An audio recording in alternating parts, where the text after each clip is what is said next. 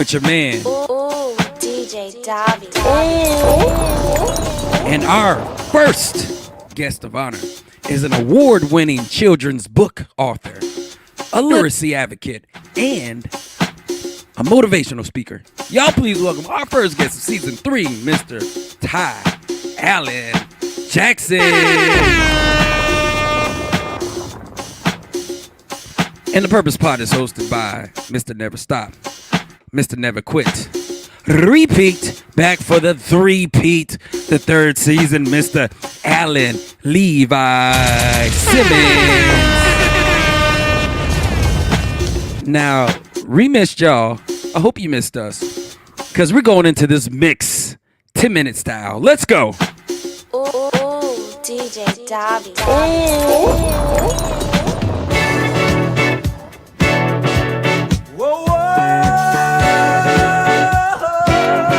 Uh-oh, we're gonna take it back. We're gonna take you back.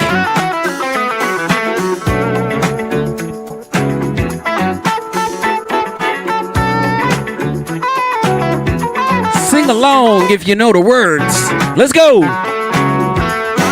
You made me happy. This you can bear. You stood right beside me. I won't forget. Come on, come on. And I really love you. You should know. I wanna make sure I'm right, girl, before I let go. We've had our good time. That's not the same.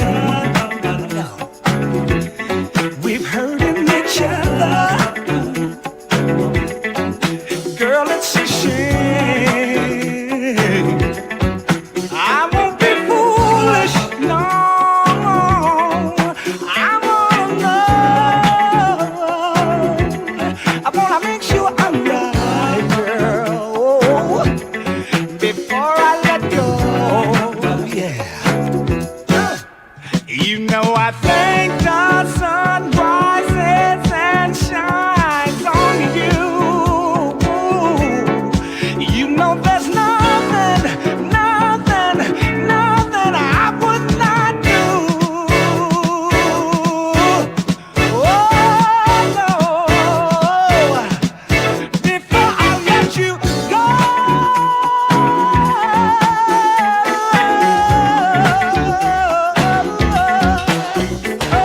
Oh, come on, Purpose Pod. Come on, Purpose Pod. It tastes sweet. I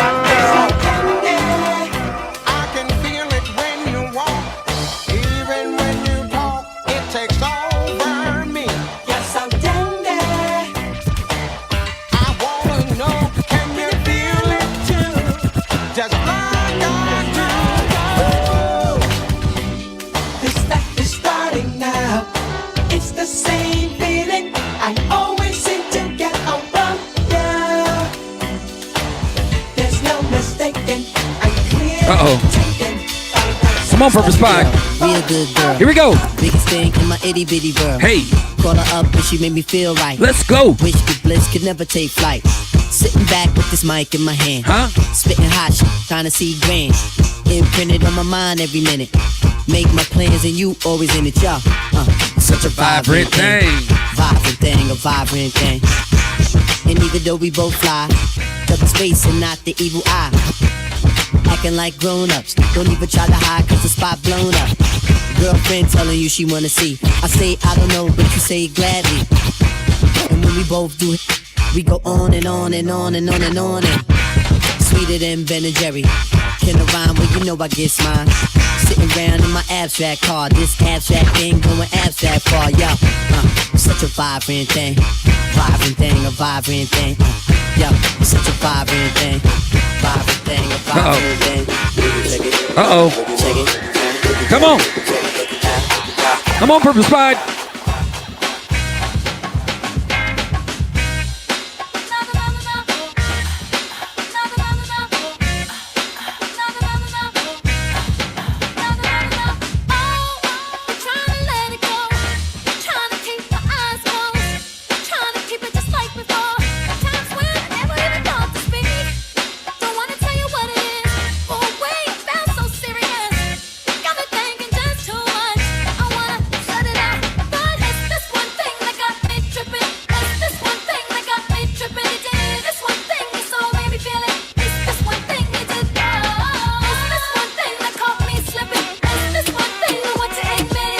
Let's switch it up. Let's switch it up. Come on. Tap, tap, tap. Wrist on glitter, waist on dinner. I'ma show you how to bring an 888. She got hips, I got a good for a lot of Arabs, don't need to add more. Face on tight, pockets on trigger. You better get the card and make it swipe like She Tinder. got hips, I got a good for a lot of Arabs, don't need to add more. I let it rain, I clear Uh-oh. it out. I let it rain, I clear Here we go. it out. Let's go, I let's let go. it rain, Let it rain. I clear it out. Clear it. I let it rain, Clear it. I clear it out. Clear it. And let's get it, let's get it, let's get it, let's get it, let's get it, let's get it, let's get it, let's get it, let it rain. I clear it out. Clear it out. I let it rain. Okay, check it out. It's Santana again, stepping out. One of them brand new big boy toys. I do big boy things, I make big boy noise. Cause I know what girls want. I know what they like. They wanna stay up and party all night. So bring a friend. Let me talk to you, tell you how it is. I was thinking when I saw Come on. that body, Come on. shorty, tell her what the young boy gon' do. Damn them chicks with you, gotta be a king. Stay pretty thick with a kick that's sick, that need to be hit. So tell me what y'all gon' do. Uh-oh, we about to shake him up. This for my We about to shake him up. delivery. Spit like this, get my wrist all glittery. Get cake, snakes get slithery. Lean in, show y'all the mean and the chivalry.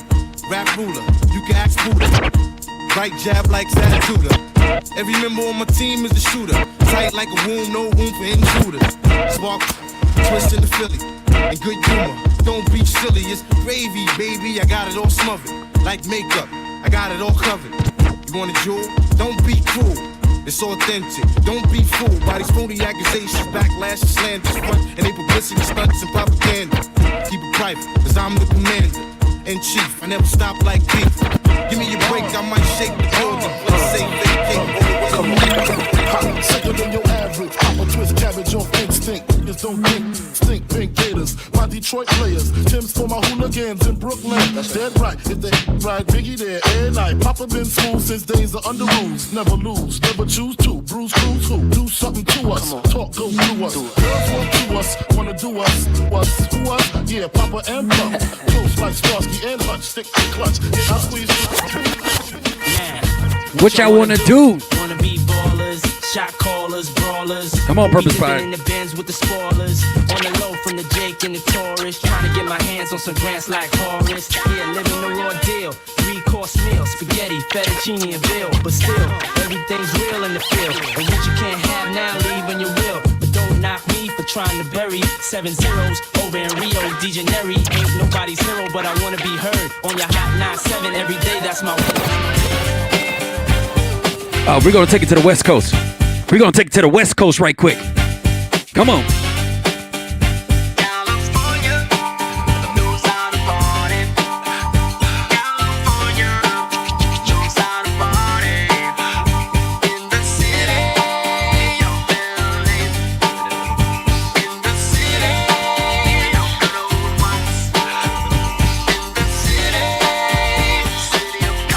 What? You keep it rocking. Come on. We're gonna keep it rocking, Purple Pod. Let's go. 1, 2, 3 into the 4. Snoop Doggy Dogg and Dr. Dre is at the door. Ready to make an entrance, so back on up. Before I have to pull the strap out the cut. Give me the microphone first so I can bust like a bubble. Compton and Long Beach together, now you know you in trouble. Cause ain't nothing but a G thing, babe. Loped up G, so we crave. That road is the label that pays, man. Unfadable, so please don't try to fake this. But back to the lecture at hand. Perfection is perfected, so I'm a lad, I'm understanding.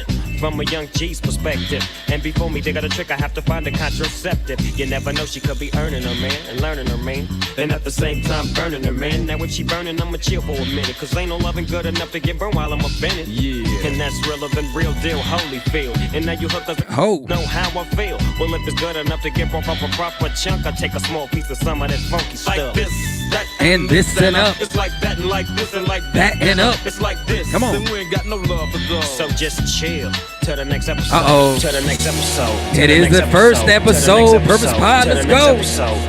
Y'all get ready. Season 3. Episode 1. I think it's time for that 20-second countdown. Let's go. Ooh, ooh, ooh.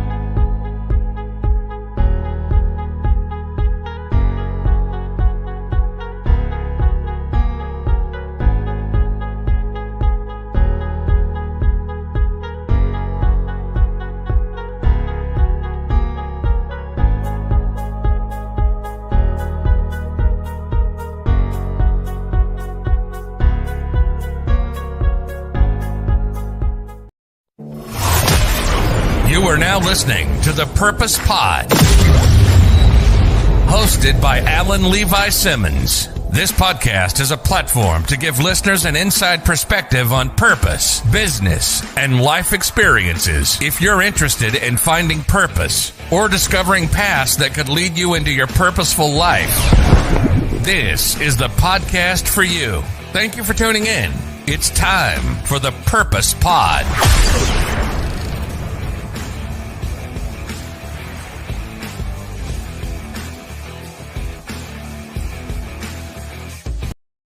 What's up, ladies and gentlemen, boys and girls, children of all ages across the world, across the galaxy? What's up, all my beautiful people? Welcome back to another episode, another season of the Purpose Pod, season 3, and we're kicking it off with DJ Davi and Allan Jackson. I'm so excited to be here. I got to show y'all what I got on right here. It's not the never stop, never quit, repeat. Today, I got that read or else. We're going to learn so much more about this statement right here. This statement, read or else. I heard him say read or else what? Well, there's a whole lot of statistics to back this up. So, man, Allan Jackson, I've been following him on Instagram. He's an amazing man, full of energy like myself. I seen him dancing. I seen him grooving. I see him speaking. I see him inspiring. I see him signing thousands of copies of books. And I just had to bring him on to the Purpose Pod because I seen what he was about. I went and bought a bunch of stuff that he has. I bought a couple of books, I'm gonna share. Bam. We're gonna talk about this. We're gonna talk about Danny Dollar. I got a super duper kid. I didn't get one. I should have got one first. I didn't think about that, but I'll get one next, And then I read this to my daughter a couple of times. Me and my wife, we read this to her when I closed my eyes. So I'm gonna go ahead and bring on Allan Jackson.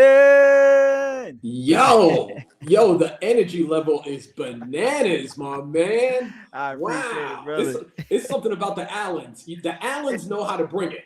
Come on now. That's what I'm saying. The Allens know how to bring it. That's what I'm saying. I love the fact that you have Allan in your name. I was like, oh, this is great. My first episode in season 3, bring on Allan. And then you got the famous Jackson last name. I got the Simmons last name. We'll do it. I'll tell you, we shine. It's Black Man Poppin' Night over here Monday. It's Black Man Poppin' Night. The Simmons and the Jacksons and the Allens it's all good. It's a good look. Come on, I love it. The Black Men popping tonight. Hey man, hey look. So Ty, like first and foremost, I just wanted to say thank you for joining us on this season. Because your time is precious. So I really do appreciate you joining us and the flexibility, being willing to join us here. I really do appreciate you. And then, man, like this, like when I say like reading, when I close my eyes to Lola, like we read her probably this like every day. And there's a story behind this book right here, with your mission. I want to talk about that as well, what you're doing, how you're changing lives.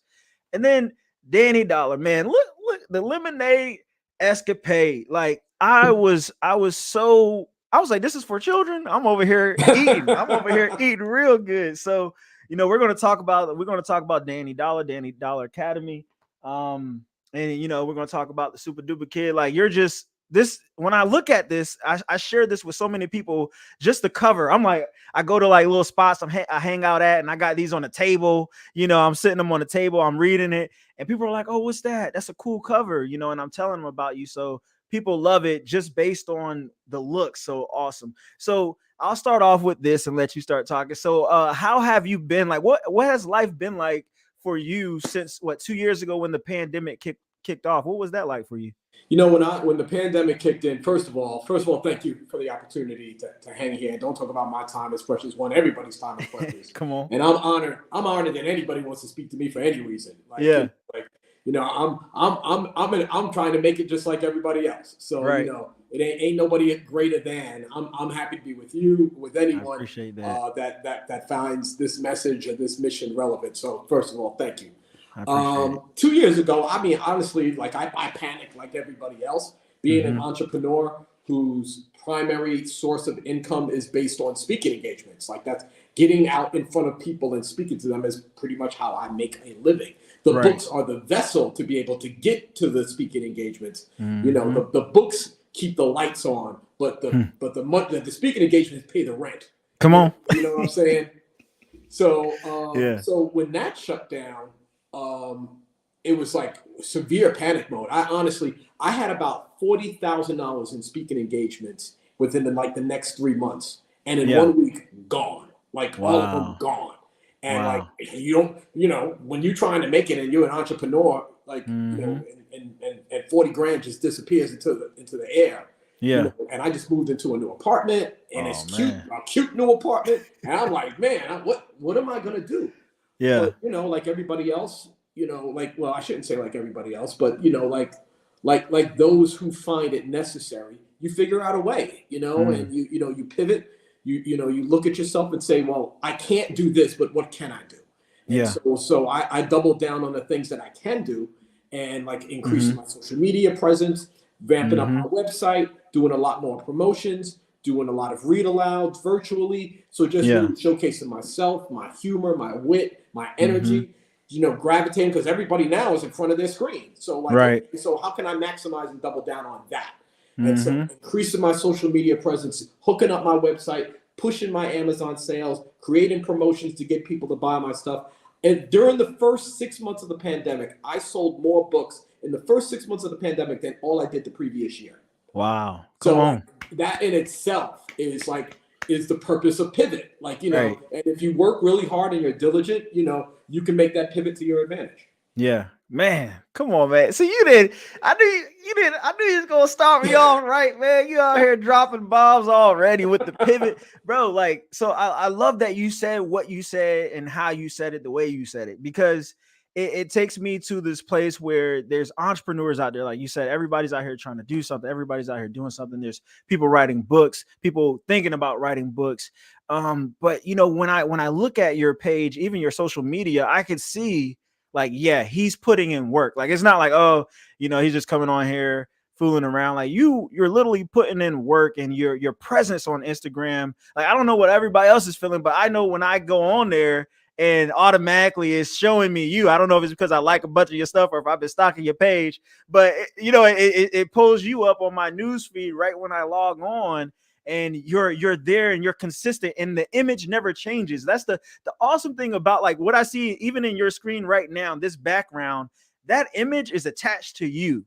Danny Dollar is attached to you. And I love it because people will know, oh, that's Ty Allan Jackson. Okay, when I see that image of Danny, oh, that's Ty Allan Jackson. So I think that's awesome. And you mentioned some things here, and I know I have some entrepreneurs and some authors here.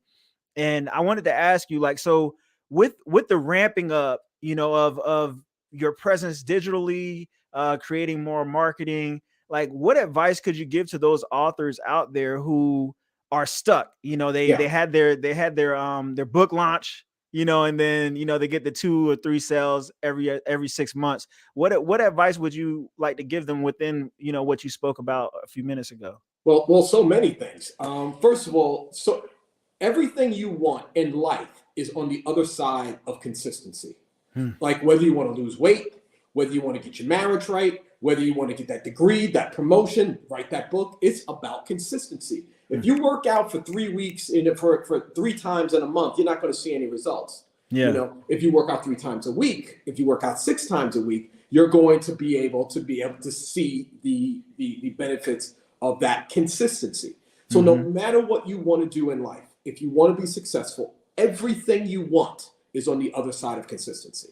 So be more consistent in your writing, in your mission, and emphasizing on your why. That like this is like my why is so prominent. Financial literacy, that's my why. Illiteracy, that's my why. Having fun, good energy, that's my why. And you have to have an identity. And many people, just post stuff. It's about establishing an identity, and you already said it. So as soon as people see, like, that's Ty Allan Jackson, like, without saying a word, like, like just even if I wasn't here, you would know that image. That's Ty Allan Jackson. And so really establishing an identity, and I think that's a big thing that authors fail at, is that they don't emphasize the actual star of their book. It's not their book. It's them. They're the star of their book. And for them to emphasize who they are and bring people in. I use LeBron James, for example. LeBron James has played for the Heat. He's played for the Cavaliers. He's played for the Lakers. My son does not follow the Heat. He does not follow the Lakers. He does not follow the Cavaliers. He follows LeBron James. So emphasizing yourself as a fixture of the entertainment that you're pushing forward is mandatory. You are the star. Bring people into your world. We follow people, not things. You know what I'm saying? We follow Steve Jobs, not Apple. The reason we follow Apple is because of Steve Jobs. The reason we follow the Lakers is because of LeBron James. The reason that we follow Rockefeller is because of Jay-Z. So like emphasizing you as the star is paramount. Have fun, good energy. And if for whatever reason you're really introverted and you're shy and bashful behind the camera, that's okay. You don't have to be the star. Make the book the star. If you're a cook, make the utensils the star. Make the dining experience the star. Make the way that you cook and the method in which you cook the star. Like there's so many different facets that you have to make the star. But if you want to be successful, whether it's as a personal trainer or a chef or a DJ or whatever, something has to be the star. And if you're too introverted to do it, then make your why, make your what, make something else the star. Come on, preacher. You better make something to star. Like I love that. And you know, I could see that in like how I've transitioned. And you talked about consistency, you know, and I look at my life and I'm like, I started feeling more happier and at peace with my purpose the more I was consistent with things. Because when you're not consistent, when you're inconsistent, like you fail more often than you would if you were consistent. So I love that. And even just making the image, like when I do like the purpose pod or anything else, like I'm Allan, I go Allan Levi Simmons. That's my go-to, you know, and so like, I love what you're saying there. And I hope people are listening. People out there, if you're branding yourself, please play that back when you're done with this and make sure you share. I'm gonna make sure I cut that snippet out of there. So that's dope. I appreciate that. And if I could just add something to that real fast, just know in whatever you're doing, whether you're cooking, whether you're a musician, whether you're a personal trainer, whether you're an author, part of that consistency is knowing the beginning you're gonna suck. Just know that you are, because we get discouraged. Like, oh man, I only got 3 likes. That ain't gonna work. Like, oh man, that didn't taste so good. That's not gonna work. Oh man, that drum set sounded terrible. It's supposed to sound terrible. It's supposed to be whack. It's supposed to be awful. That's how progression works. Nobody loses 10 pounds in a day. That's not how this works. So like, just know that you're not going to see the results. It's about consistency and longevity. That's how you become whatever it is, the greater version of yourself. Come on, y'all. Allan Jackson. Let's pass around the offering plate because this brother is spitting fire. And the church say amen. Amen. So in 2011, you have Big Head Books LLC, right? Is that when things kicked off, or with Danny Dollar here? I know you said that, you know, your son, he set up the lemonade stand and it made $50, and then you went to the bookstore, the library. And is that where things started for you before speaking, like speaking as well, or what? Yeah, I mean, that's definitely the origin story. I mean, I can go back to when when I was 4 or 5 years old and my mother would read to me, you know, on her bed and be so animated. And like, that was my first introduction to literature. It was just like having my mom read to me with such energy and enthusiasm. That's what made me a reader throughout my entire life. But I mean, my pathway as an author became when my son asked if he could open up a lemonade stand. He made $50 selling lemonade. Said, "Dad, what am I gonna do with all this money?" I said, "I don't know." I went to my local bookstore to try to find a book to teach my son about money. I couldn't find one, so I wrote one. And that's that book, Danny Dollar. Up to this point, I've sold over 85,000 copies of Danny Dollar. It is the foundation of Danny Dollar Academy, which is now being run by the Federal Reserve. So it's a government-funded program, or government-ran program. And we actually implemented the Danny Dollar Academy at the LeBron James School in Akron, Ohio. Wow. And and it's really taken off. It's also been turned into a play, into a serial story. And I'm actually working with a former Disney director to get it adapted into a movie or series. Yeah, I saw that. I was like, yo, he looking for some tea, we not teas. Hey, look, he not playing. So like, I want to go there. So I know you mentioned like your mother, and she really inspired you to be an avid reader. And even with comic books, you know, that's how you jumped in the game as well. Absolutely. And I could see, even with like the way you write, like it's like, oh man, he makes the action, like the way you make the cha-ching, and like, you know, like the way you do certain things in the book. I told my wife earlier, I was like, I love reading this book. Like it was hard for me to pick up a couple of other books that I have, but reading your book, I'm like, I'm just flowing, because it's so real and it's authentic and it's like cool. Yeah, you know, I didn't discover my gift of writing until I was 40. So I don't have this, you know, this pedigree, or I don't have this culture of writing. It's just something that kind of happened.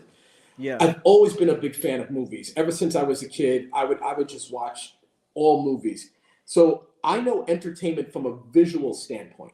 That's you know, so combining words, which I love to read, and the visuality of watching movies. So when I write like I watch a movie. I want people to be able to vividly see, you know, I would, like the same way my mother was so animated when she was reading to me. I want people to have a level of animation in their head when they're reading the story. They may not necessarily see the pictures, but I want to write in a way that people feel like they're actually watching a movie more so than reading a book, so that they can visualize what's happening within the story in their head, and it's, you know, from the pages of the book.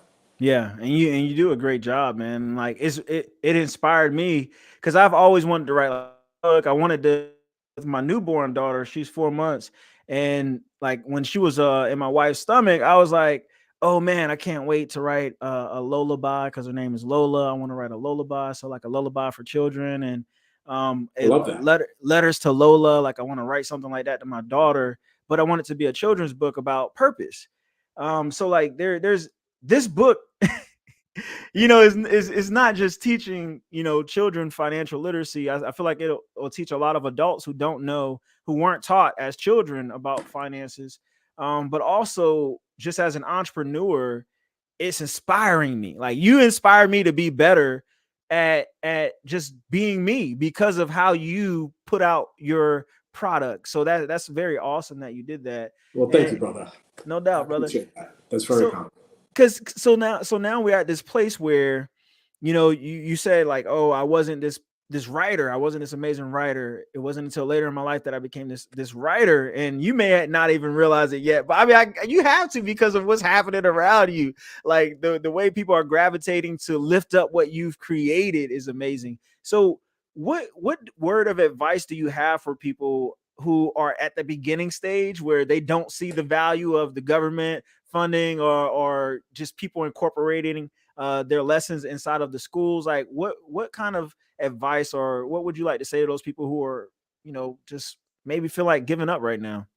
Yeah, listen, when I first got started, I had no idea what I was doing. You know, I quit my job after 2 months because I knew that this was special. I actually sold 2,000 copies in my very first 2 months. No experience, just me. I just took cases of books, threw them in my car, and just went knocking on doors. And I sold 2,000 copies of books just like that.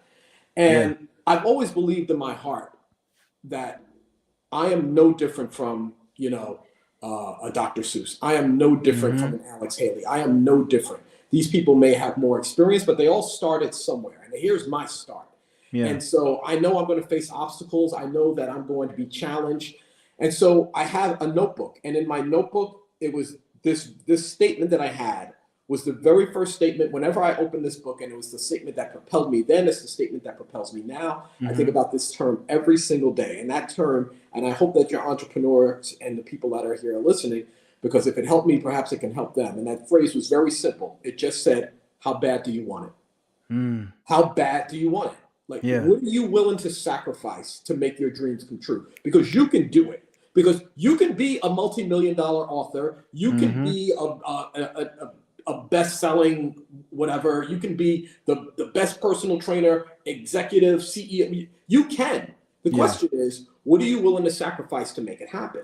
You know, and most people aren't willing to do that. They're not willing to stay up until 3 o'clock in the morning and write. They're not willing to go get an extra job to supplement the time that they need to be able to make their dreams come true. They're not willing. You know, they're not willing to take a chance. It is impossible to be great without risk. You can't. Those two things cannot coexist. If you are willing to play it safe, you cannot be great. That's it. So what are you willing to sacrifice within your time? Are you willing not to buy those Jordans? Hang out with your boys or your girls, buy that new purse, not get so many Christmas presents, not get those Fendi bags, not get the new Timex or a new Apple Watch or a new phone. What are you willing to sacrifice now for your greater later?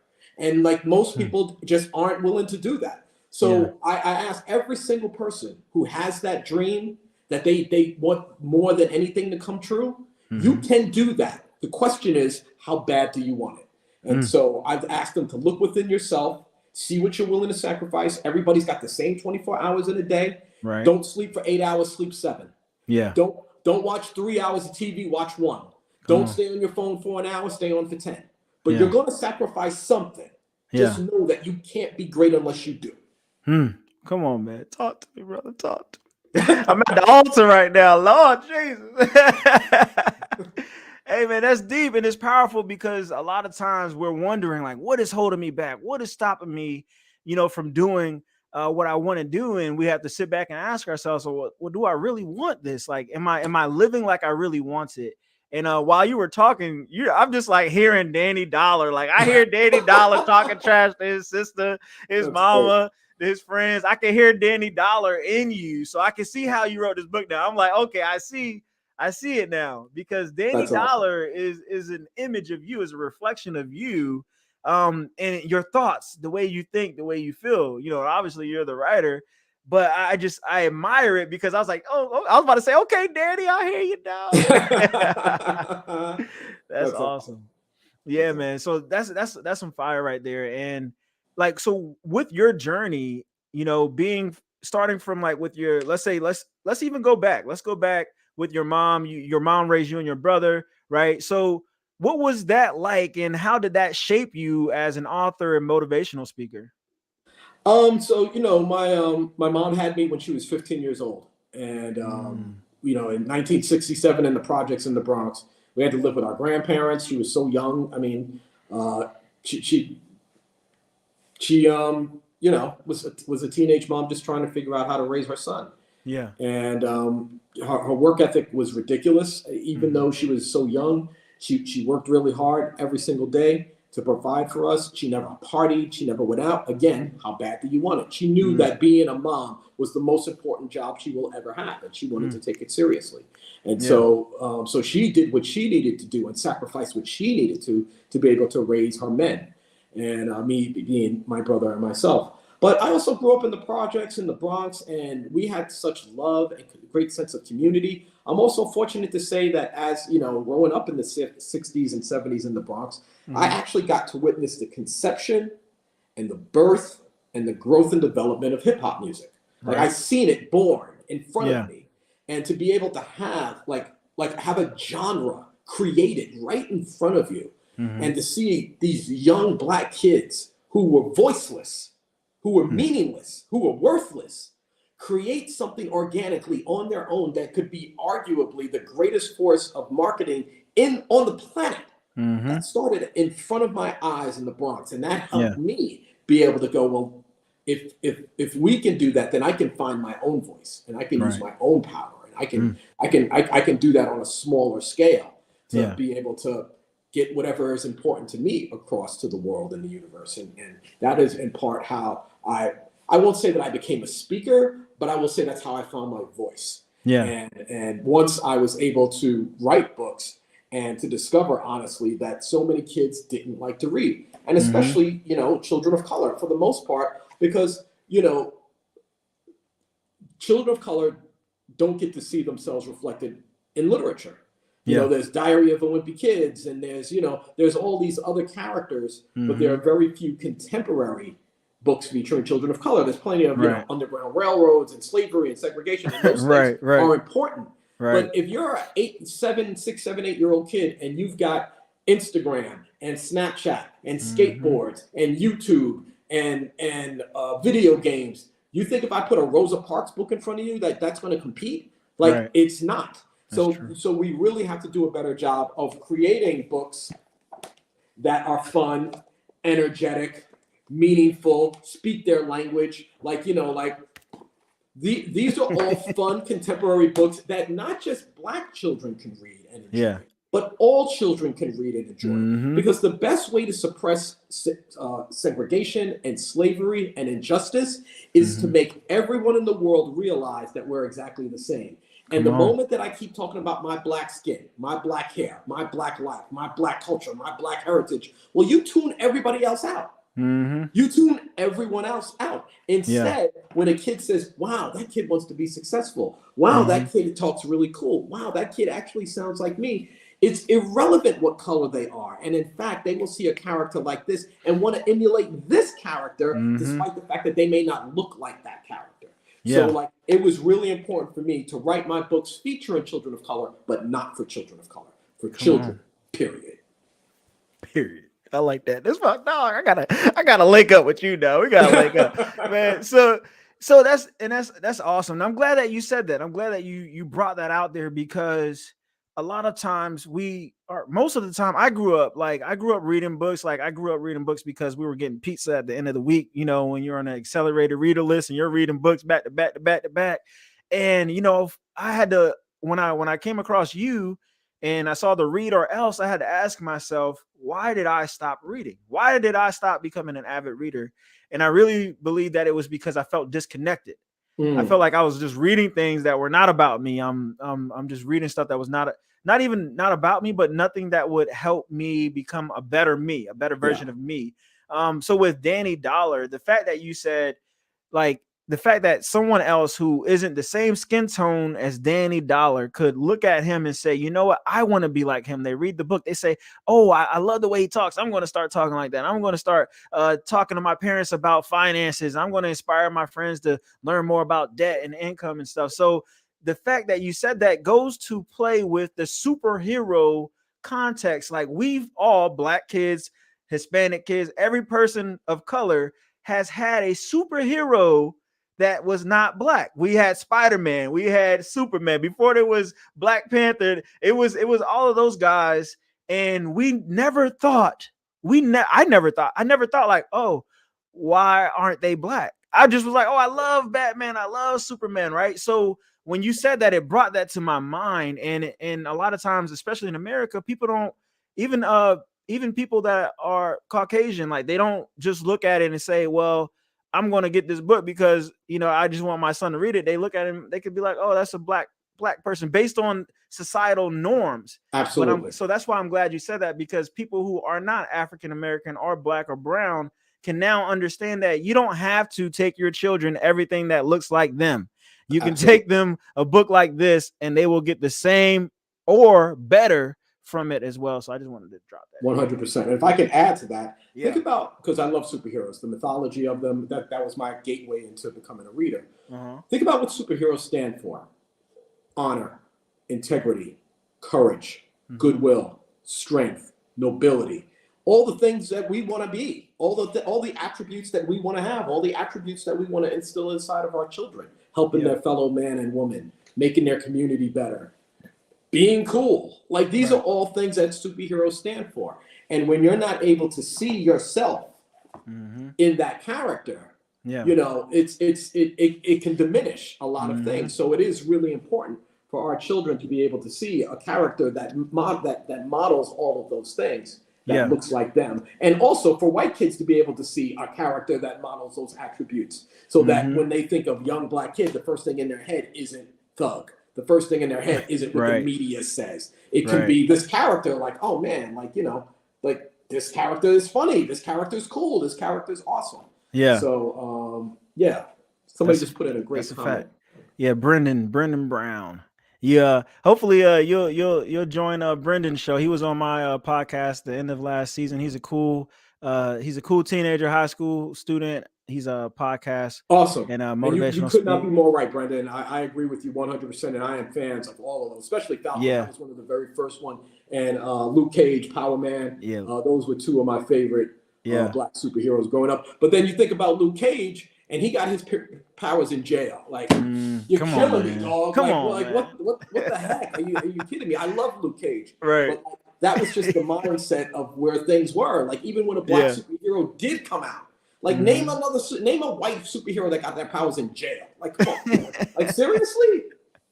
That's real though.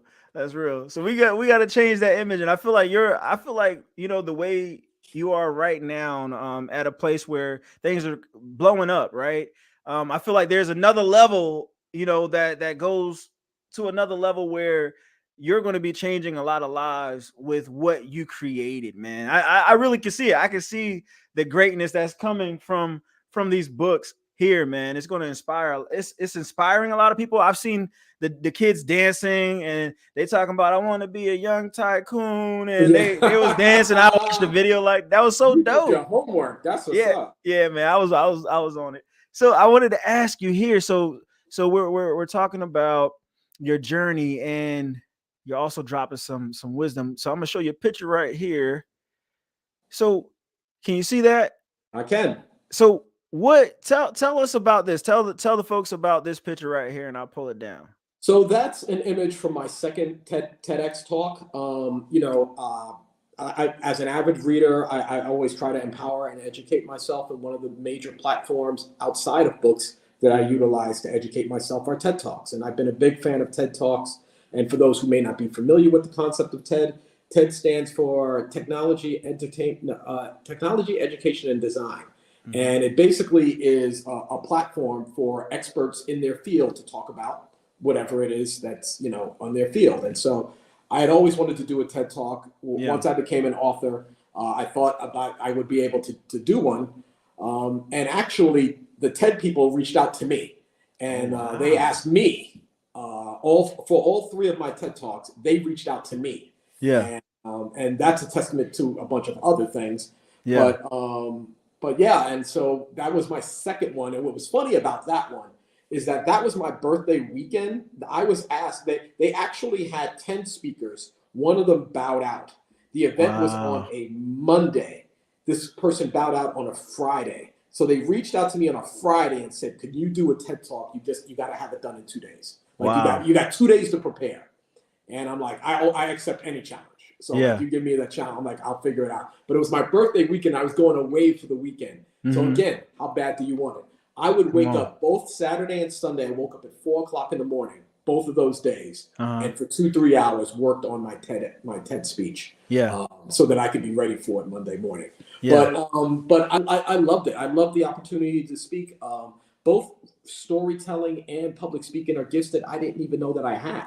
Like, I've always been kind of a charismatic, extroverted kind of person, at least most of my adult life, but never really thought of being on stage. Like if I was on stage, if you asked me 20 years ago, what would I even talk about? Right. So when I, became an author at 40, or in my 40s, I should say, it gave me the opportunity because I discovered a lot of kids didn't like to read. So what's the point of being an author and pushing books to kids who don't like to read? So I figured if I could create a platform in which I can entertain kids, so that's when my public speaking came to life. So I figure if I can be like a hybrid, if I could be the love child of Dr. Seuss, Tony Robbins, and Kevin Hart, if I can put those three things together, I like be that. Really funny, be really inspirational, and then also be an author.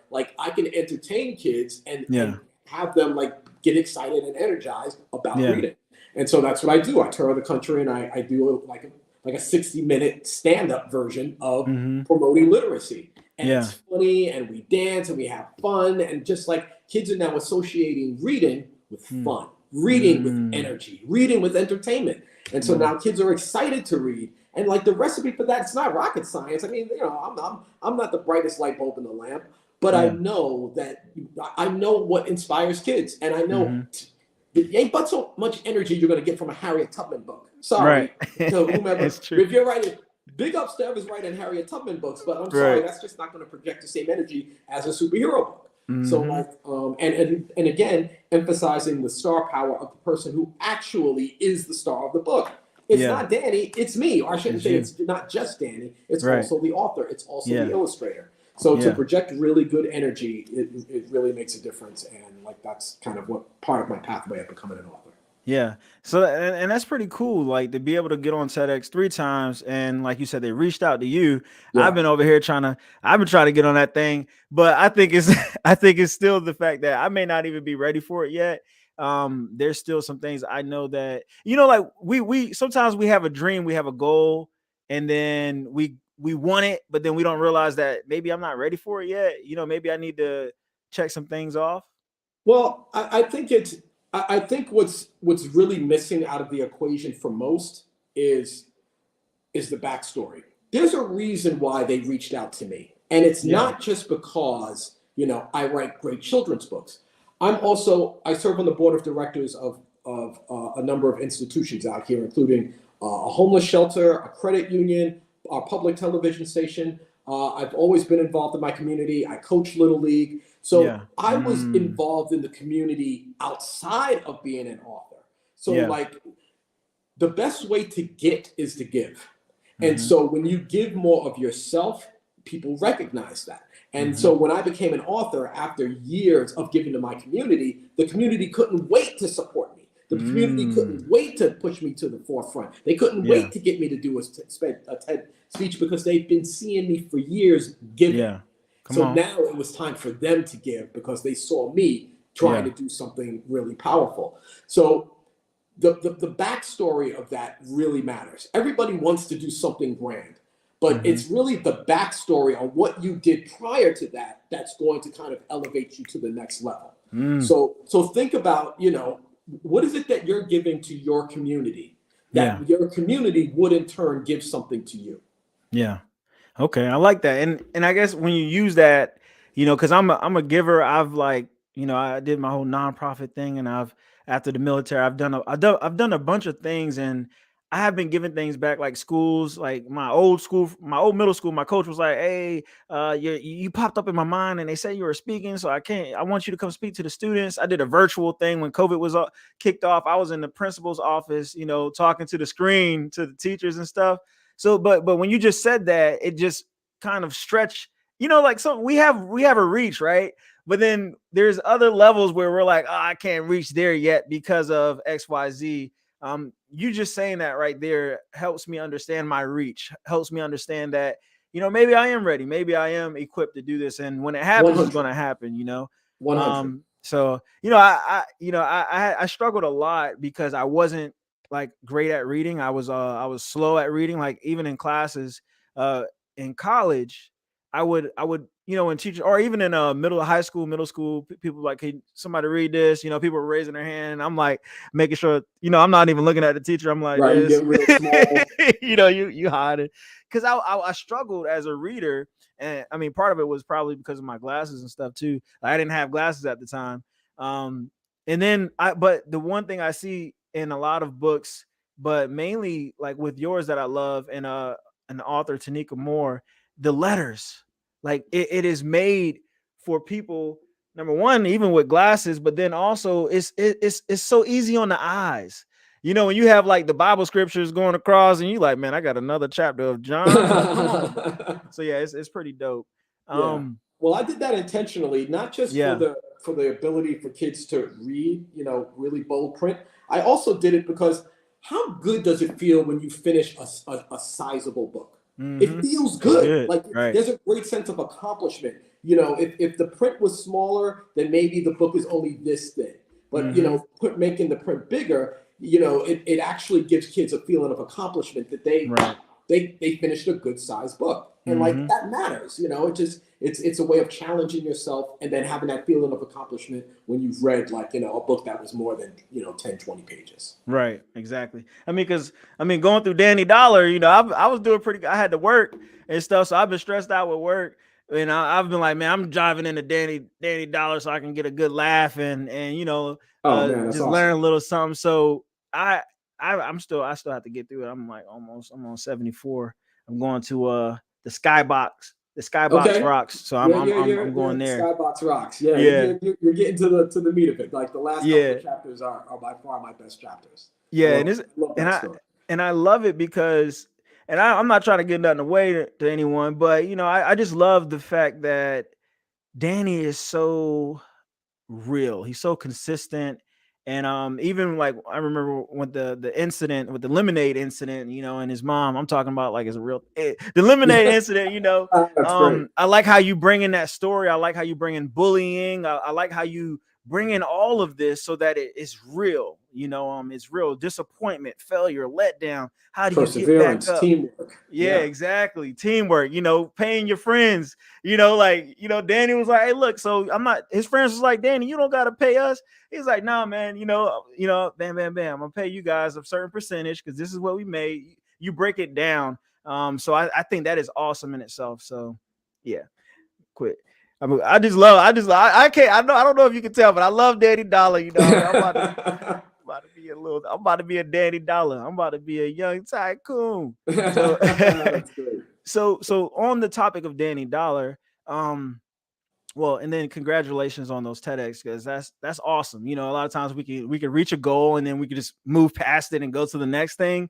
I just want to say congratulations on those 3 TEDx talks, because a lot of people, those are a lot of people's goals, and you've reached the goal and now you're at another level. So that's pretty dope. So congratulations. Thank you. No problem. Bam. So here we go. Danny Dollar Academy, right? Danny Dollar Academy. That's how did it change into the academy? Like, how did it go from just, okay, I'm with my son, we $50, there's no book out there, bam, here's a book, and Danny Dollar Academy. How did that happen? Well, when I conceived Danny, I didn't even finish writing it. I was in the conceptual stages of writing Danny. And I said to myself, this needs to be a curriculum in schools, because Danny Dollar financial literacy is not taught in schools. And in most cases, it's not taught in the home. Then where would you teach it? And I thought to myself, no one ever taught me about money. Mm-hmm. And, I don't think I grew up much untraditionally than most kids, which tells me that most kids aren't taught about money. Mm-hmm. And so I really just thought to myself and just put that out into the universe, that this needs to become a financial literacy curriculum. Mm-hmm. And I honestly didn't seek this. I had a very good friend who was a professor in Virginia, and she read the book, and she's like, I know an economics professor that would love this book. And she sent him a copy, and he read it, and he called me, and his name is Dr. Abdullah Al-Barani. Mm-hmm. He is an economics professor from Northern Kentucky University. And he called me and he's like, hey, I just finished reading this book, and I have been looking for a way to talk to kids or empower kids about financial literacy. And I've never been able to find a platform that was smart enough and engaging enough and fun and cool enough until Danny Dollar. Danny Dollar's all those things. He's fun, he's cool, he's interesting, he's engaging, he's educational. Mm-hmm. He's like, I would love to create a financial literacy program. I'd like to name it Danny Dollar Academy. What do you think? Wow. I'm like, what are you talking about? What do I think? Like, are you kidding me? Yeah, 3-pointer. Right. So we implemented the program, and that video that you saw where the kids are created the song, that was the very first classroom to ever implement. Over 20,000 students have gone through Danny Dollar Academy. That was the first one. And so I need something to throw. So you could see the level of engagement that these kids had. Yeah. And so we grew from there, and about 3-4 years into it, the Federal Reserve found out about this program, and they really loved it. And like this economics professor, they had been looking for a way to empower the children of their community about finance and entrepreneurship. Yeah. So the Federal Reserve of Cleveland reached out to us and said, we would like to work in conjunction with you to get kids. And so now the Federal Reserve is now running this program. Come on, man. I don't know nobody else who's done this. This man is the first. Come on. But you know what? If I may, this all started from a question from my 8-year-old son.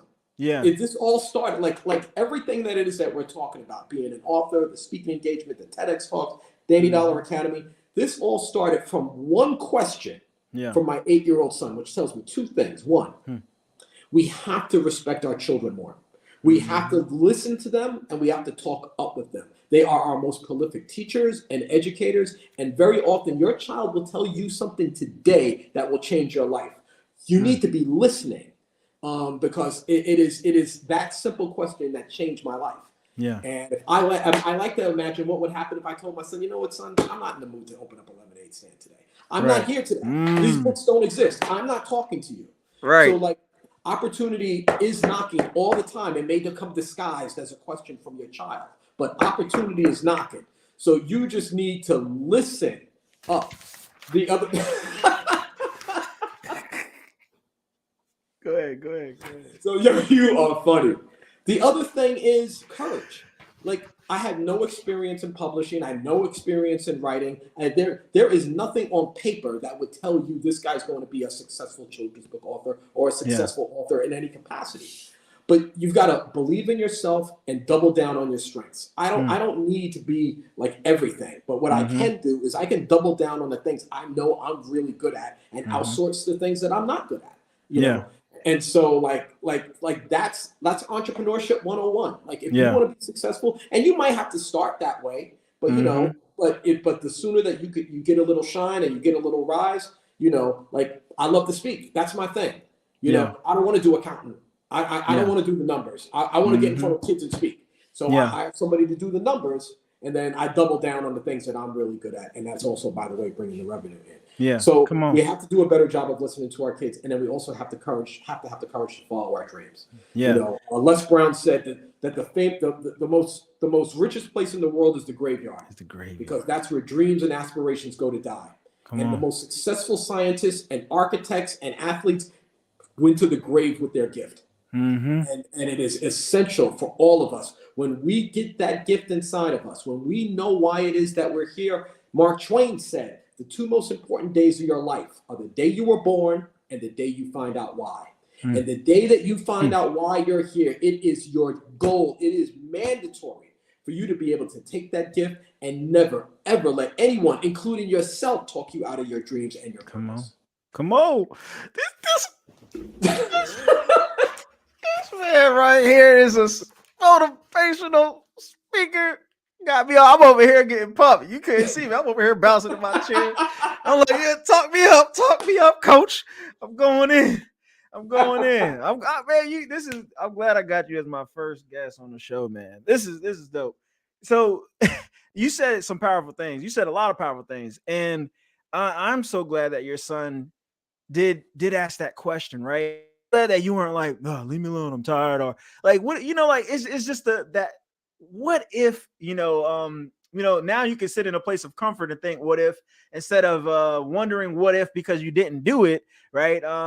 So it's so amazing, and I want people to just really think about it. While we're talking about purpose, when we're talking about his journey, we have to look at our own lives and our own journey and say, what have I silenced in my life, and what cannot speak to me because I've silenced it?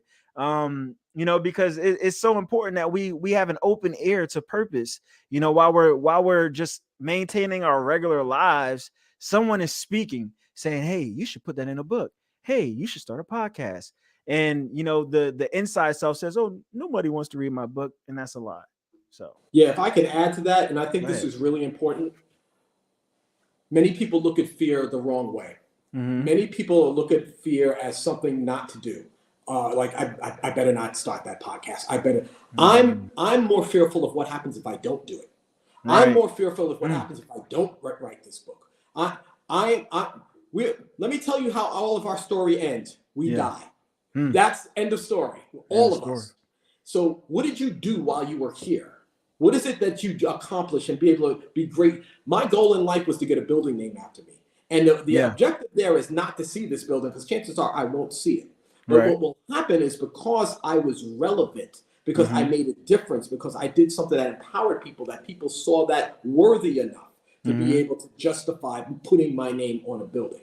And so having the courage to be able to do the thing, even if you have no experience doing it, because the day that I got the idea to write a children's book, I had zero experience in being an author and being a publisher or being an entrepreneur.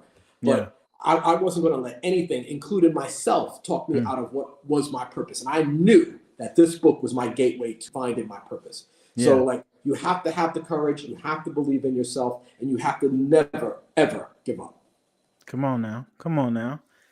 Y'all pass the offer and play it around again. So that's so dope, man. And like, I feel like if people really listen and they take hold of what you're saying, they can wake up tomorrow or even go to sleep tonight with a sense of purpose, with the sense of having a certain power, superpower inside of them. And that superpower is purpose. Like, we all have things that we do differently. 100. There's 100 people 100,000 people with 100 million people with podcasts out there. I know a lot of them, and I've been on their podcast. They've been on mine, and we all do it differently. And everybody has their little signature on their podcast, and it could be talking about life, but everybody does it a different way.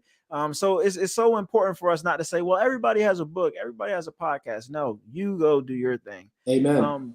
And Les Brown, oh my God, Les Brown, he spoke about when he died. He said, when I die, I know that my ministry won't die. And if what you've built dies when you die, then you haven't left a legacy. You haven't done anything. So I see what you're doing, and it's saying like legacy, leaving legacy. And we're going to question on the thing. This is immortality. Yeah. Like this will be here long after I'm gone. Mm-hmm. Like all of Shakespeare's works, all of Plato's works, right, all of Aristotle's work, they're still here. Yep. Centuries after they're gone. This will be here long after I'm gone. And so like that really matters. And it may not be a book. It may be, you know what? My grandfather was my father because I didn't have a dad growing up. So my grandfather, but he died when I was 10. But the principles that he taught me from 0 to 10, I instilled inside my children. My children will instill their children. Yeah. So that's immortality too. It doesn't have to be a physical product. It can be just the foundation of lying down of love and of family and of compassion throughout your children, and so that carries over with them. So that legacy really does matter. Yeah, facts. And on to what you were just saying. So the question just popped in my mind, and I want to ask it because a lot of people grow up in similar situations that you have. Like you grow up with your mom, and then your grandfather becomes like a father to you, and there's a lot of people in my family that are like that. Like I luckily I didn't grow up with my biological mom, but I grew up with my dad and my stepmom and my family.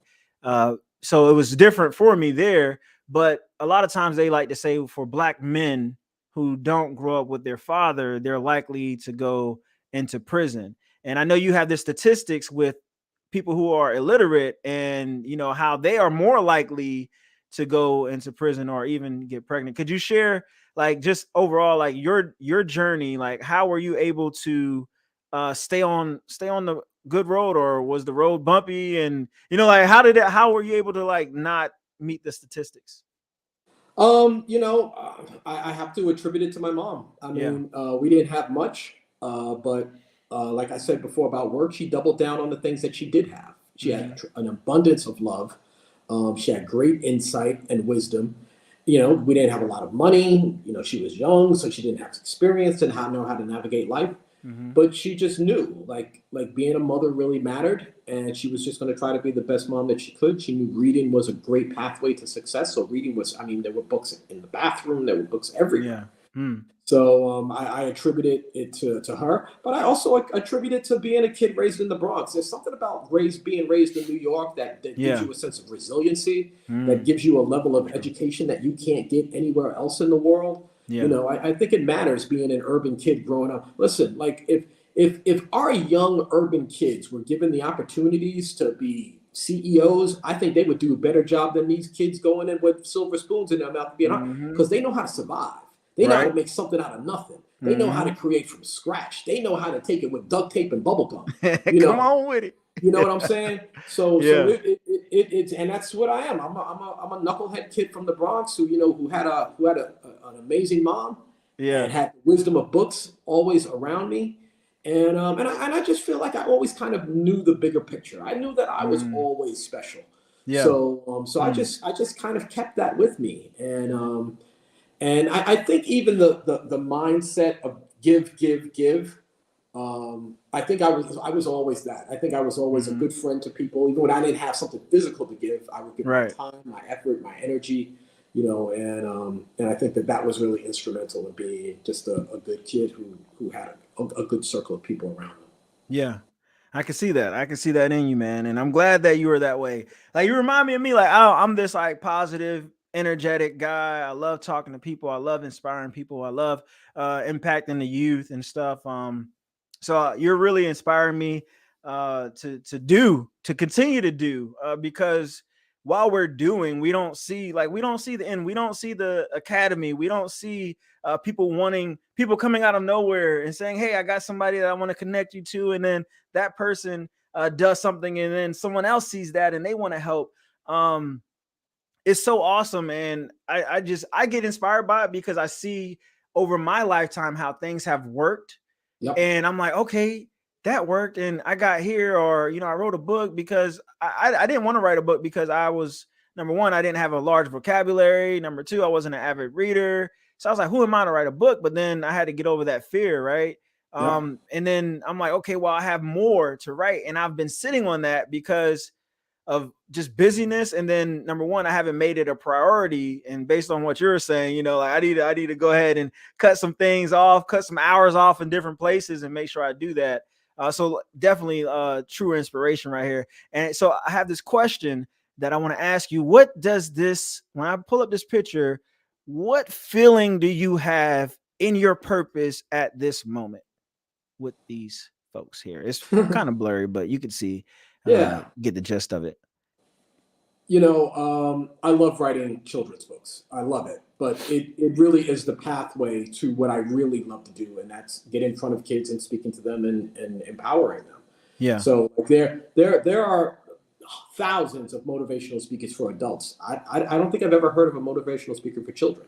Yeah. So I love the opportunity to get in front of kids, talk to them, educate them, empower them, and make them laugh and help them find greater versions of themselves through my books, through my words, through my actions.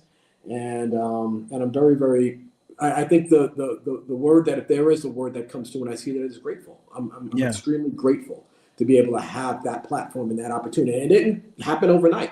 I think that's the other thing that I mentioned before. When I first started public speaking, I spoke to a classroom and I did it for free. Mm-hmm. Now I go to a school where I'm speaking to 500, 600, 700 people for honestly a pretty good salary. Right. So, but it didn't start there. Like I said before, in the beginning, you're not going to do well. In the beginning, and you're not supposed to do well. Yeah. So you just have to be methodical and consistent and have and be really purposeful about not just doing what you're doing, but evolving into getting better at what you're doing. And no matter who you are, whether you're Michael Jordan or Oprah Winfrey or a chef at your favorite restaurant, it's all about having the courage to get started and also having the wisdom to get better as you're continuously progressing and go along. Everybody sucked at the beginning. Everybody. At one point, Oprah had nothing to do with media. Barack Obama had nothing to do with leadership. Nothing. And then you grow and you develop and you just keep being consistent and believing in yourself and educating yourself. One of the big mistakes that people make in life is that they try to become rich. You should not try to become rich. Instead, be of value. When you become of value to someone, then you are investing in yourself to be a better servant to the thing that it is that you're trying to do. I don't want the richest attorney. I want the most valuable attorney. I want the person that's invested more into themselves to know the law or the chef or the whatever. Try to become of value. When you become rich, you put the focus on you. When you become of value, you put the focus on you to become better so that you can serve. Somebody better hire this man to come speak at their school, at their church or something. Somebody. But that's so powerful, man. I can't wait to make these snippets, boy. I'm about to be out here snipping it. I'm about to make some snippets tonight, man. That's so dope, man. I'm eating. I'm over here getting overweight now because you feeding me now. So I have 3 questions. I know we're towards the end of the hour, so I have 3 questions for you. Okay, and I had one more question, but I remember that I had 2 other questions. So let's go. First question is, so speaking about going to schools or going to different places, I found it difficult to, I guess, state my price or like say, oh, this is what I want, and I guess it's coming from where I come from, you're like, oh, they're trying to get over on me. So I go into it like that, but I'm learning how to get out of it. But what advice do you have for us, when it comes to stating our price when we go speak at different places? Well, I think you have to have a great sense of self-awareness. If you are an inexperienced, speaker or, trainer or whatever, you can't go in at a less brown price. Like, you know, you can't charge 25 grand for a speaking engagement if your talent isn't to par. Like I said, I started at zero. I literally would beg teachers to let me come and speak to their students for free. You know, and now I make over 6 figures by doing that exact same thing, except I evolved and I got better at it. So, like, I started at zero. I went from 0 to 50, from 50 to 100, from 100 to 500, 500 to 1,000, from 1,000 to 2, from 2 to 3. And you just continuously get better. Les Brown makes $25,000, $50,000 a speaking engagement. He didn't do it at first. I bet you probably did it for free. And like, you just grow and evolve. But see, we live in a Google society where I just punch in something and I get it instantaneously. And that's not how it works. Where you put a post and I should have 2,000 views. That it doesn't work like that, you know. So it's got to be, again, about consistency and investment in becoming valuable. So that is my advice. Have very easy expectations of yourself. Be humble. Go in and say, I would love to speak to your students for free. And for that price, if you enjoy it, maybe you can give me a testimony. Maybe that testimony will get me $50 at the next one that I do. And if that speaking engagement goes well, maybe I can get another testimony. Now I can go for $100. So these aren't rocket science, you know. And another thing I would say is start local. If you are involved in your community, like you are, then going to your local school, like you did, should be easy because they know you. They're familiar with you. They may even ask you to come and speak. So if you want to start in the next town over, that's not going to work because you haven't made an investment in that community yet. So start small. Like the first place that I sold my books about money to was my own bank. I went to my own bank. The people who knew me, I told them I wrote a book about money. Would you be interested? They bought 100 copies. Wow. And that was the win that I needed to be able to go, well, if that's really good, maybe I can go to the next bank in the next town, you know, and then just continue to work my way up. Now I'm with the Federal Reserve. Come on, man. Come on. I love it. I love it. Awesome. I appreciate that response. Great response. The second one is, I seen this TM on the Read or Else shirt here and the hoodie here. So it's trademark. It is trademark. So could you, like, I know you don't have to go into deep detail, but like, what is it, just like Google trademark, or like, do you have any advice for people who, like, I'm really trying to trademark a couple of things I have. So like, do you have any advice for that? So, you know, like I mentioned before, I double down on the things that I'm good at, and I outsource the things that I'm not good at.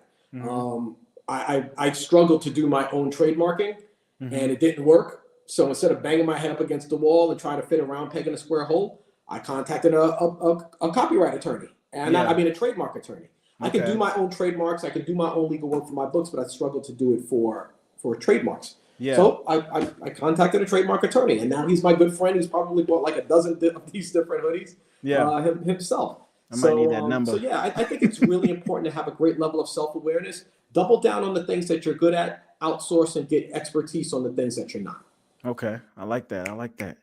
Yeah, my pastor back in Charlotte, I'm in Raleigh now, but my pastor back in Charlotte, I remember a long time ago when we were planting a ministry out there, he was like, I learned something, you know, like I couldn't be everybody. Like, it was tearing me apart. Like, you can't be the usher, you can't be the deacon, you can't be the DJ or the person playing the piano, you can't create the flyers. You could, like, I do that for myself. Like, I create this background, I created all of this stuff. And it wears me out sometimes, man. You know, it wears me out because I'm the one doing it. But like you said, like, you may have to do that for a season. You may have to do that for some time. And then when you get to a certain place, like I am about to be outsourcing a lot of things just to save time so that I could bring more value, you know? So, yeah, definitely. And if I can add to that also is, like, somebody said, well, you know what? I can't afford an attorney. Well, you know what? Barter. So an attorney, you know what? I can't do that. What can I do for you? You know what? I can babysit. I can wash your car. I can look. Seriously. Yeah. Like people, like, what can you bring of value? And it's sometimes it's not monetary. Maybe there's something I can do for you. I'm really good at this. Maybe I can teach you how to change your oil. Maybe whatever. And don't think that anything is out of bounds, because you know what? You might ask 4 or 5 attorneys or copyright attorneys, and like, nah, I don't want that. But the next one you ask me actually need a babysitter.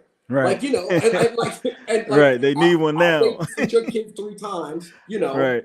for you to do this trademark attorney for me. It sounds crazy, but I'm telling you, like it's actually how I got started at first, because I hated doing accounting, and so I bartered for an accountant. Yeah, that's smart. That's what I'm talking about, man. You a wise guy, man. You a daddy dollar, man. You a daddy dollar, man. Well, I'm gonna call people. I'm gonna be like, when I meet people and they shock me because they're so smart and intelligent, I'll be like, you a Danny Dollar. I'm a hashtag. It's your hashtag, but hashtag Danny Dollar out there. So the last question, man. I'm loving this interview and I don't want to wrap it up, but in order for me to bring you back some other time, I have to be like unlike the Baptist church, we're closing. So with 8-hour sessions, with the 8-hour session. So my last question that I love to ask people, and I'm sorry that I didn't ask you the questions that were on the paper. I just got really tied into just this discussion with you. I know I sent you a bunch of questions, but it's whatever. So I've enjoyed this discussion with you. So my last question that I love to ask people is, what do you want your legacy to be? It's a great question. First and foremost, my primary occupation is that of father. So I have 3 of the most amazing human beings I've ever known to be my children. I'm very fortunate to be their dad and their primary role model. So I want to first always be acknowledged as father.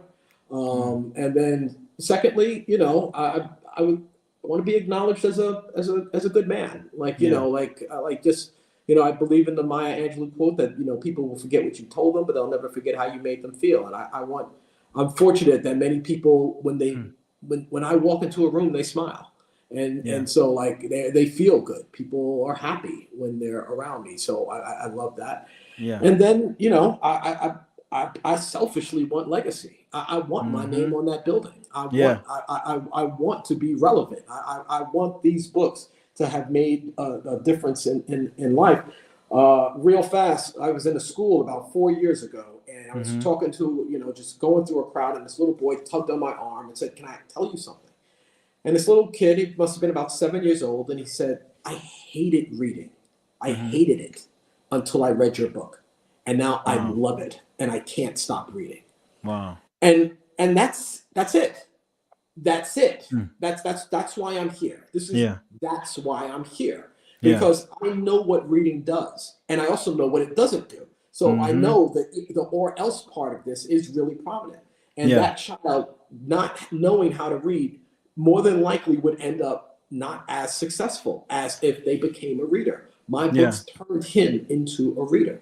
And so that's the true legacy. The name on the building is cool. Yeah. It's that young boy and what's going to happen, not just for his life, but for the lives of the people that he's going to impact, because now he has opened up a gateway of knowledge and love and wisdom within books. Yeah. Come on, Ty.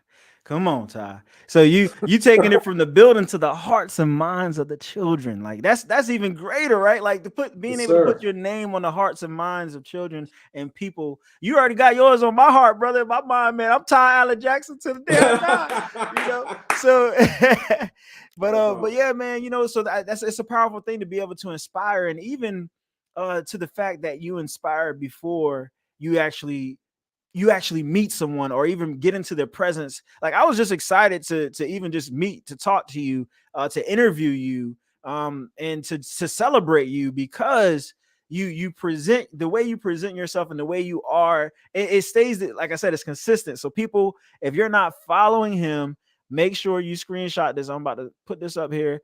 Screenshot this right here. Ty Allan Jackson. You could just go on IG right now and look him up. Make sure you guys follow him. Make sure you guys go buy these books right here.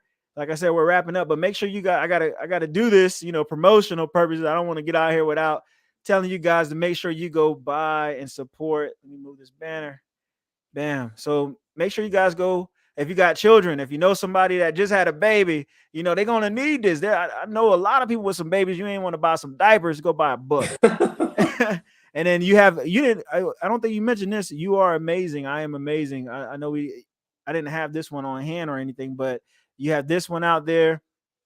And then we have the Super Duper Kid, right? I definitely got to check that out. I got to read that one before I read number 2, I guess. So yeah, you should. Then we got that. So you guys make sure if you watch the replay, you can take a screenshot or whatever. Google Ty Allan Jackson. You can find this stuff here. So but yeah, man, I'm duper. I'm duper. I'm talking about super duper. I'm so excited for people to check you out and to follow you. My number one suggestion to inspire your child to love books was, he said, for you to read books as well, for you to read it to them. Don't just be a sayer and a talker. Read books don't tell your children just to read books. They need to see you read books, and you can also read books to them, which I can't leave without saying that. I'm glad I mentioned that. You have a program. Can you just, however quick you want to talk about it, can you tell them about what you do with this program? And the name of the program is titled the Full Program. It stands for Families United for the Love of Literacy. It's a program that's implemented in a number of jails, or was. It's no longer, unfortunately, across the country.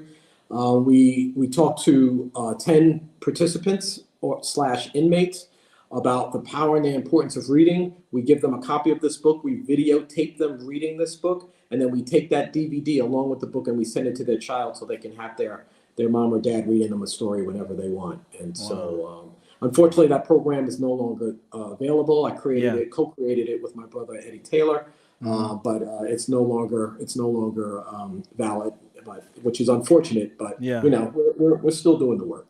Yeah. And I mean, and the fact that it happened, the fact that it was a thing and it made an impact where it needed to, you just don't know how many lives that could have changed, how many children's lives, like their whole trajectory changed, 100%. Off of that, because they were able to see and hear their parent read to them, so I think that's amazing.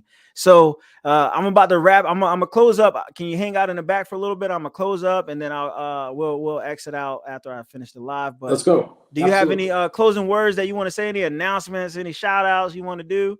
Well, one, you were fantastic, brother. First of all, great interview and a great platform. I mean, thank you. The scrolling of the names and all the graphics, the DJ doing the Dawn thing. Come on, DJ Davi. So yeah, man. So no, just a great platform. I'm honored and privileged to talk with you, and I thank you for the opportunity. I appreciate it, brother. I appreciate it. This is Ty Allan Jackson. Read or else. Y'all make sure y'all go follow that man. All right. So I'll be with you in a second. Okay. Okay. All right. So, ladies and gentlemen, boys and girls, that was Ty Allan Jackson, 3-time TEDx presenter, best-selling author, youth motivational speaker, literacy advocate. He's the man you want to know. He's the man you got to know. So please make sure you guys go and support. And it's not just supporting him. You guys are going to support yourselves, because if you left this interview uninspired, you were not listening. So please make sure you go and check him out. Real quickly, I'm going to go over a few things, like my next interview with Mike Hill. He's joining me from the Air Force to becoming an Emmy Award-winning sports journalist, TV host, actor, and author. You see the book over here, Open Mic. I also, here it goes right here, Open Mic. And then my cousin, Charmaine, we're going to be on an interview. It's Women History Month, I believe. Yeah, Women History Month.